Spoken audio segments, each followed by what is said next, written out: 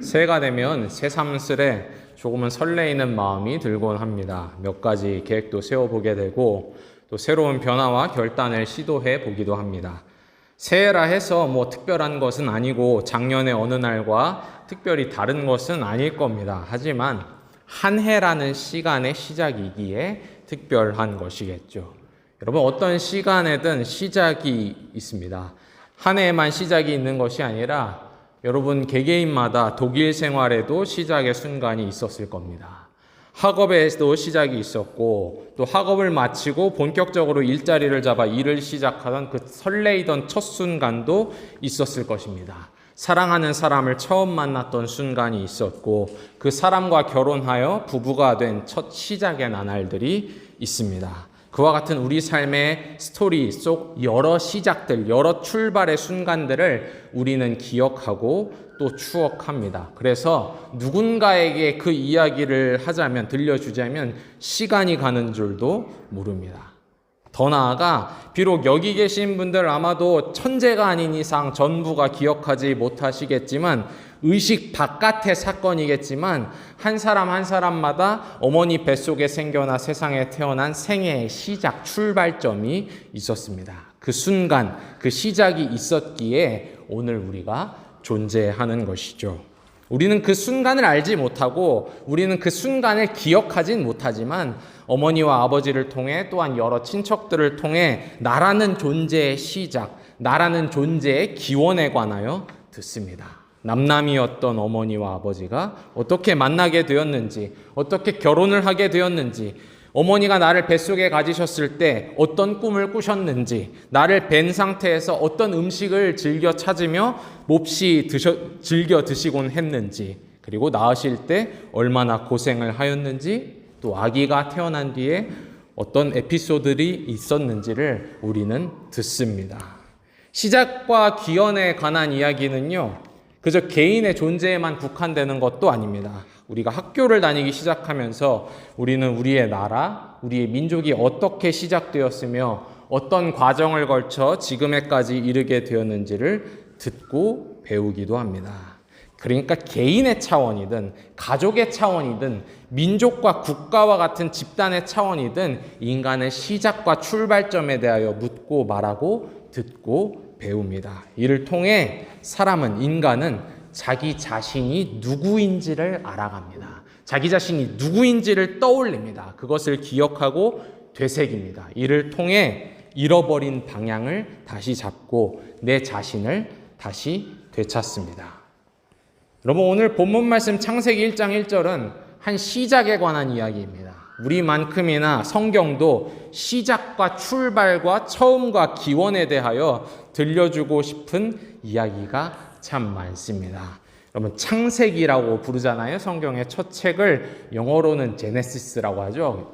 자동차 브랜드도 있지만 독일어로는 게네시스라고 하는데요. 그리스어에서 유래한 말입니다. 게네시스에서 유래한 말인데 출발, 기원이라는 뜻입니다. 출발에 관한 책, 기원과 시작에 관한 책이 창세기죠. 그런데 참 놀랍게도요, 성경이 말하는 그 시작은요, 여러분 오늘 본문 말씀 1장 1절 보시면 가장 첫 번째로 나오는 단어가 무엇입니까? 태초이죠, 태초. 여러분, 태초란 무엇입니까? 모든 시작들의 시작, 모든 기원들의 기원입니다. 정관사를 붙여 말할 만한 Der Anfang, the beginning이라고 말할 만한 그야말로 시작이요 기원이라 말할 수 있는 것이 바로 태초인 것입니다. 성경은 태초에 관하여 말한다는 점에 있어서 매우 독특하고 특별한 책입니다. 그런데 의문이 하나 들죠. 누가 과연 태초를 말하며 누가 과연 태초의 이야기를 들려줄 자격이 있겠습니까? 내가 태어난 순간, 아까도 말씀드린 것이지만 내가 태어난 순간 그날의 일, 그날의 상황을 나는 기억하지 못합니다. 하지만 그 순간에 계시며 모든 것을 몸소 겪으셨던 어머니와 아버지가 계셨기 때문에 그날의 일을 듣습니다. 우리나라와 우리 민족의 기원과 그 역사의 과정 대부분에 나는 존재하지 않았습니다. 나는 거기 없었습니다. 하지만 조상들이 남긴 기록이 있고 흔적이 있고 목소리가 있기 때문에 그것들이 나와 우리들에게 이야기를 들려줌으로써 나는 기원을 알게 되고 역사를 알게 됩니다. 심지어 인간이 문자로 남긴 기록이 뭐 하나 남지 않은 정말 멀고 먼 옛날이라 할지라도 땅속 밑에 묻혀져 있는 그 건축물의 흔적들과 토기들의 흔적들, 동식물의 화석들, 발자국 등의 흔적으로 남아 희미한 옛 기원의 이야기를 우리에게 들려줍니다. 그런데 여러분, 태초는요, 이건 완전히 다른 차원의 이야기입니다. 태초는 그야말로 태초. 인간을 비롯하여 그 어떤 생명체도 존재하기 이전의 순간입니다. 태초가 먼저 있고 난 뒤에 모든 것들이, 모든 생명체들이 세상에 있기 시작한 것입니다. 그런데 누가 감히 태초에 있어서 태초의 이야기를 우리에게 들려줄 수 있겠습니까? 인간은 태초에 관한 관심이 많습니다. 태초에 관한 여러 가설들을 만들고 그 가설들을 지지할 근거들을 내세우며 이론을 세우기도 합니다. 그런데 성경은 오늘 창세기 1장 1절 말씀은 너무도 대담하고 너무도 특별하게 우리 인간에게 선언합니다. 태초에 아무것도 없었던 것이 아닙니다. 아무것도 없는 무와 공허의 상태로부터 갑자기 생명이 생겨난 것이 아닙니다. 무로부터 생명체가 생겨나서 다시 무로 돌아가는 그와 같은 세계관을 성경은 말하지 않습니다. 우연히 어느 순간에 갑자기 에너지가 폭발해서 생명체가 발출된 거라고도 말하지 않습니다.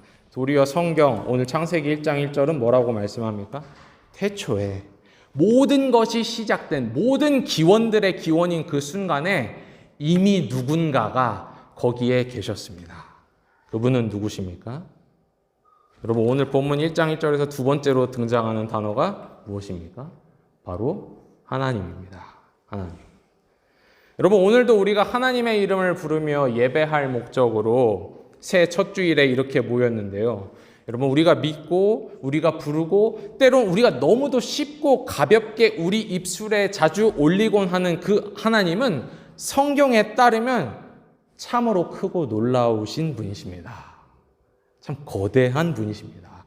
너무도 거대하고 우리가 가진 그릇과 규모를 벗어나는 분이라 그분에 관하여 찬찬히 묵상하고 있노라면 경외감과 신비감, 심지어 두려움을 불러일으킬 정도입니다. 우리의 하나님은요, 그분은 단지 우리의 오늘, 우리의 어제, 우리 생애가 시작됐던 순간들을 넘어서서 모든 시작들의 시작, 모든 기원들의 기원 속에 홀로 계셨으며 모든 시간 속에서 모든 것을 지켜본 분이십니다. 스스로 계시느니 하나님이야말로 우리에게 태초를 말씀하시며 태초의 이야기를 들려주실 수 있는 유일한 분이십니다. 그런데 여러분, 오늘 말씀 보시면요, 우리를 향해 하나님이 태초에 이미 계셨던 분이라고 이야기할 뿐만 아니라 그 하나님이야말로, 그 하나님 당신이야말로 모든 것의 시작이자 기원이라고 말씀하고 있습니다. 태초에 하나님이 그냥 계셨을 뿐만 아니라, 태초에 하나님이 그저 존재하셨을 뿐만 아니라 뭐라고 말씀하냐면 무언가를 행하셨습니다. 무엇을 행하셨습니까? 창조하셨습니다. 태초에 하나님이 천지를 창조하시니라. 여러분, 구약 성경에서 창조하다라는 것을 의미하는 이 히브리어 동사 바라라고 하는데요. 이 히브리어 동사는 오로지 하나님께만 사용되고 있습니다. 그 말인즉슨 하나님이 창조자이십니다. 유일한 창조자이십니다. 여기 창세기 1장 1절엔 천지라는 표현이 나오는데요. 천지라는 말은 말 그대로 하늘과 땅입니다.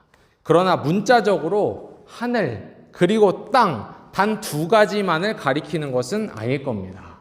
하늘과 땅이 담고 있는, 하늘과 땅이 아우르고 있는 모든 것들, 모든 생명체들, 존재하는 모든 것들을 지칭하는 시적인 표현이기도 하지요. 그래서 여러분, 오늘 우리가 함께 읽은 두 번째 본문 말씀인 요한계시록 4장 11절 말씀을 보면은 천지라는 멋스러운 시적인 표현 대신에 좀 더 직접적으로 표현하고 있죠. 여기서는 뭐라고 표현하고 있습니까? 만물이라는 표현을 사용합니다. 만물. 만물이란 사전적으로 세상에 있는 모든 것, 즉 존재하는 모든 것들을 지칭합니다. 그러니까 모든 것들이, 이 천지 만물이 그냥 우연히 있는 것이 아니고, 있을 법해서 있는 것이 아니고, 어떤 우발적인 사건 사고로 인해 튀어나온 것이 아니라는 것이죠. 도대체 왜 존재하냐? 왜 없지 않고 있냐? 왜 여기에 있냐라고 조금은 철학적인 질문을 물을 때, 존재의 이유와 의미를 물을 때 성경은 어디를 가리키냐면 태초의 순간부터 계셨던 분, 태초에 이미 계셨으며 놀라운 일을 행하신 그분, 그 하나님을 가리키는 겁니다. 하나님에 의해 창조되었다. 하나님에 의해 지음을 받았다. 누구 하나 빠짐이 없이, 어떤 존재 하나 빠짐이 없이 그분의 지으심을 받았다. 모든 존재의 기원과 시작이 하나님께 있음을, 하나님이 창조자이심을 선언하는 것입니다. 여러분, 이 놀랍고도 대담한 선언은요, 어디서도 볼 수 없는 이런 대담한 선언은요, 좀 더 구체적으로는 두 가지 강력한 메시지를 담고 있습니다. 여러분, 오늘 우리가 함께 읽은 첫 번째 본문인 창세기 1절과 함께 두 번째 본문인 요한계시록 4장 11절 한번 보시기 바랍니다. 여기 보시면요, 이 말씀 보시면요, 좀 더 구체적으로 이야기합니다. 존재하는 모든 만물은요, 하나님의 뜻에 따라 존재하는 것임을 말씀합니다. 존재하는 모든 것은요, 우주의 여러 별들과 지구, 산 위에 우뚝 솟은 나무들과 강물 속에서 자유로이 헤엄치는 물고기들, 정말 보고 있으면 귀엽고 사랑스러운 강아지와 고양이, 그리고 참으로 신비스럽고 정교하고 참으로 복잡한 존재인 인간, 우리 자신 모두는요, 우연히 이 땅에 떨어진 것이 아닙니다. 우발적인 사고로 이 땅에 존재하는 것이 아닙니다. 그럼 무엇입니까? 하나님이 뜻하셨기 때문에, 하나님의 뜻에 따라 존재하는 것입니다.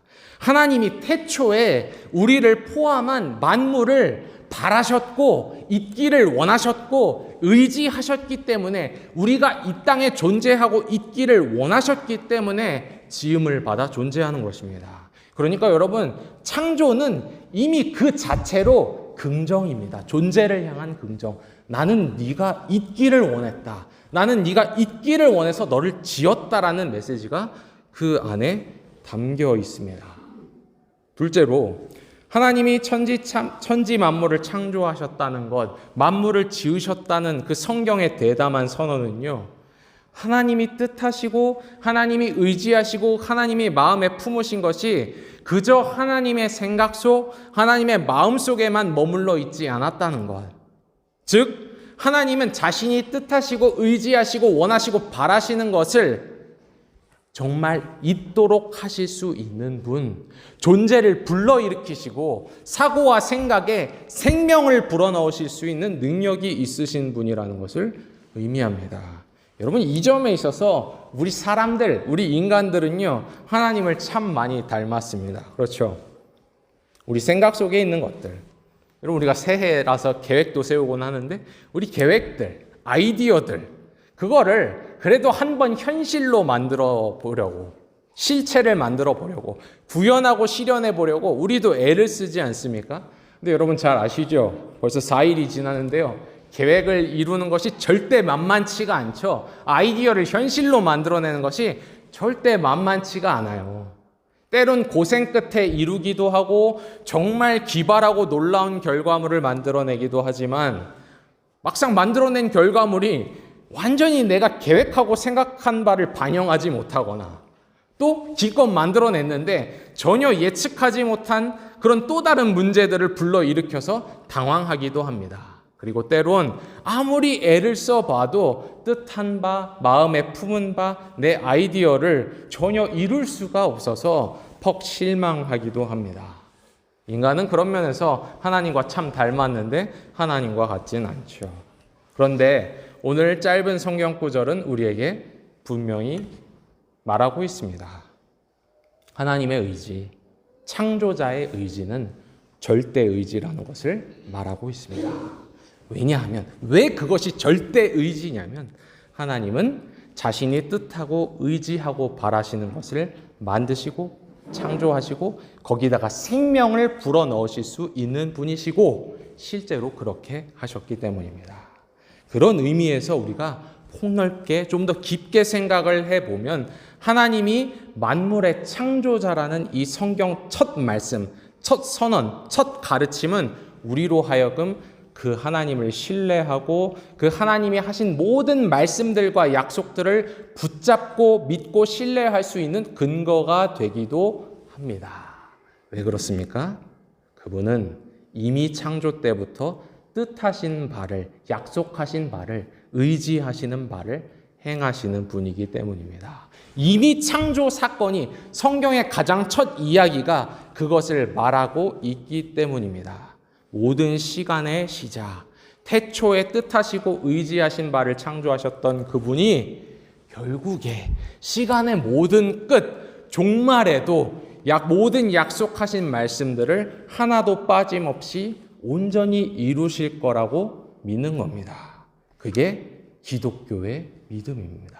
창조와 종말이 맞닿아 있습니다. 여러분, 마지막으로 한 가지 부분을 더 말씀드리면서 오늘의 설교를 마무리하고자 합니다.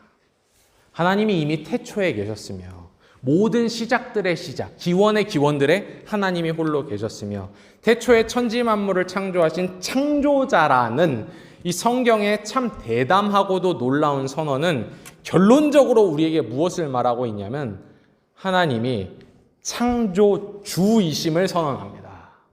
창조주. 여러분, 저는 의도적으로 창조자와 창조주라는 표현을 구별하여 사용했습니다. 말장난하는 것이 아니고 이유가 있습니다. 왜냐하면 하나님을 창조자로 알고 인식하는 것과 하나님을 창조주로 인정하는 것은 이건 또 다른 차원의 문제이기 때문입니다. 여러분, 이게 어떻게 다릅니까? 오늘 우리가 함께 읽었던 두 번째 본문인 요한계시록 4장 11절을 다시 한번 보시기 바랍니다. 우리가 딱 한 구절만 떼서 보고 있기 때문에 이 말씀의 장면과 상황이 무엇인지 모르지만 잠깐 설명을 드리자면 요한이 환상 중에 하나님의 보좌가 있는 하나님의 나라를 보고 있습니다. 그 환상의 내용이란 이렇습니다. 하나님의 보좌가 있는데 그 보좌를 중심으로 24장로, 24명의 장로들이 모여 있습니다. 이 24장로들이 누구냐면요. 아주 짧게 말씀드리자면 하나님 나라의 온 백성들, 하나님의 온 백성들을 대표하는 대표자들입니다. 그들이 모여서 하나님을 향해 고백하며 외치는 장면이 오늘 요한계시록 4장 11절 말씀입니다. 그런데 뭐라고 고백하는 것입니까? 뭐라고 외치는 것입니까? 여러분 같이 한번 읽어보실까요? 우리 주 하나님이여, 영광과 존귀와 권능을 받으시는 것이 합당하오니 주께서 만물을 지으신지라 만물이 주의 뜻대로 있었고 또 지으심을 받았나이다. 아멘. 여러분, 잘 보시면요, 이 말씀을, 이 고백을 딱 잘라서 두 부분으로 딱 나누어 보면은 여기 후반부 내용, 주께서 만물을 지으신지라 만물이 주의 뜻대로 있었고 또 지으심을 받았나이다 하더라. 이 부분은요, 후반부 부분은 이미 여태까지 우리가 본 부분에 해당합니다. 하나님이 창조자이시다. 태초에 계셨으며 만물을 지으신 분이시다. 그 부분에 해당합니다. 그런데 전반부의 내용을 한번 주의 깊게 보십시오. 이게 바로 독특한 차이입니다. 그들은 그 창조자 하나님께 영광과 존귀와 권능을 올려드립니다. 그게 억지로 강압에 눌려서 노예처럼 그렇게 하는 것이 아니라 바로 윗본문인 10절에 보면은 자기가 쓰고 있는 면류관을 스스로 벗어드리면서 기꺼이 기쁨으로 자발적으로 그렇게 합니다. 이를 통해 그들은 하나님이 단지 창조자라고 선언하는 것을 넘어서 창조주라고 선언하는 것입니다. 여러분, 이런 것입니다. 신이 있다는 것, 신이 존재한다는 것, 즉 조금 어려운 말로 무신론이 아니라 유신론에 동의하고 유신론의 입장을 취하는 것, 그리고 세상이, 자연 만물이 전능하고 지적인 어떤 한 신에 의해 설계되고 구성되고 만들어졌다는 입장을 내가 지식적으로 알고 또 동의하는 것, 즉 창조론에 동의하는 것, 그게 신앙이 아니고요. 그게 신앙의 전부가 아니고요. 하나님을 창조주로 알고 고백한다는 것은 모든 만물을 지으신 분께, 모든 만물뿐만이 아니라 아주 구체적이고 아주 실존적으로는 바로 우리와 나 자신을 지으셨으며 나를 존재케 하신 그분께 경배를 드리는 겁니다. 감사를 드리는 겁니다. 계시록 4장 11절에 분명하게 나오는 표현이지만 창조자이신 그분을 향해 주님이라고, 주 하나님이라고 부르는 것입니다. 창조 주권을, 온 만물의 주인 되심을, 그분이 주인 되심을 인정하는 것입니다. 여러분, 우리가 살고 있는 시대의 주류 정신은 여전히 오로지 나의 주권, 개인의 주권을 강하게 말할 뿐이지 그게 틀렸다는 것이 아닙니다. 하지만 오로지 나의 주권, 개인의 주권을 강하게 말할 뿐이지 나보다 크시니, 나보다 크신 존재의 주권을 인정하는 것을 무척 어리석고 불행하고 굴욕적인 것이라 말하고요. 마치 인간 개인이, 산 사람 한 사람이 마치 스스로 있는 자이며 누구에게도 빚진 자가 아니며 모든 것을 스스로 선택할 수 있는 자인 것처럼 오로지 거기에 필요한 것, 결핍한 것이란 돈이 전부인 것처럼 선전하며 사람을 속이기도 하지 말며. 여러분, 성경은 이야기합니다. 내가 스스로 존재하는 자가 아니라 나는 빚진 자임을 인정하는 것. 내 존재 자체가 이미 은총과 선물로 주어졌음을 인정하는 것입니다. 창조자의 창조 주권을 인정하고 그것을 의지하며 그분의 주권과 보호하심 가운데 살기를 기뻐하는 것입니다. 그게 좋다고, 그게 더 낫고 더 복된 길이라고 선택하는 것입니다. 인정에 목말라 헐떡대며 자신을 남과 끊임없이 비교하고 시기하고 서운해하고 원망하고 싸우기를 반복하기보다 오히려 내가 그분의 주권을 인정하며 예배자로 사는 것이 훨씬 기쁘고 복됨을 알며 기꺼이 영광과 존귀와 권세를 주님께 드리기를 선택하는 것입니다. 사랑하는 교회 여러분, 정리하자면 성경은 이 첫 구절부터 엄청난 도전을 나를 향해, 우리를 향해, 우리 시대와 세상을 향해 하고 있는 것입니다. 모든 만물과 나와 우리의 존재의 기원에 대해서 세상이 전혀 들려주지 않는 이야기, 세상이 전혀 하지 않는 이야기, 하나님이 태초에 이미 만물을 뜻하셨고 우리가 있기를 바라셨고 의지하셔서 창조하셨다는 그런 이야기를 들려주는 것이고요.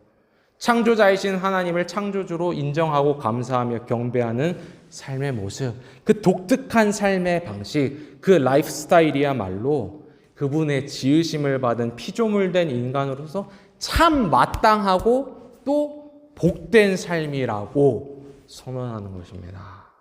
여러분, 여기 납득이 가십니까? 사랑하는 교회 여러분, 새해 첫 주일 여러분은 이 대담한, 참으로 대담하고 참으로 혁명적인 그 창조주 하나님의 말씀을 여러분 받으시겠습니까?